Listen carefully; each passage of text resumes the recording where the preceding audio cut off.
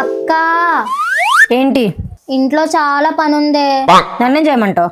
అంటే గిన్నెలు తోమాలి, బట్టలు ఉతకాలి, ఇల్లు గుమ్మాలు తోడాలి. ఆ పని అంతా నువ్వు చేసే అక్క. అమ్మో, అంత పనా? నేను చేయలేను, అసలు నాకు చాలా వర్క్ ఉంది. అక్క అలా అన్నకే, నాకు కూడా చాలా రికార్డ్ వర్క్ ఉంది. ఒక రోజుకి నువ్వు చేసే.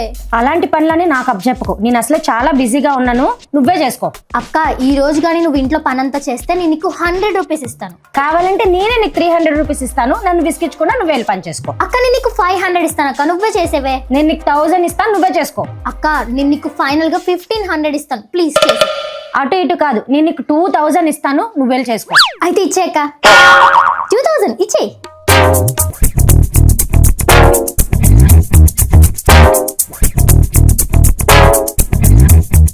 Thank you. ఇదేంటి, అది పని చేయలేననే కదా ఇంతసేపు నాతో బేరాలాడింది, మళ్ళీ డబ్బులు తీసుకొని అలా వెళ్ళిపోతుంది ఏంటి? అయినా మనకెందుకులే, నాకే ఒక పని తప్పింది. అక్క టాటా. ఓయ్ ఓయ్, ఎక్కడికి వెళ్తున్నావు? షాపింగ్ వెళ్తున్నాను, మా కాలేజ్ లో ఫ్రెషర్స్ పార్టీ ఉంది, కొత్త అవుట్ఫిట్ తీసుకోవడానికి.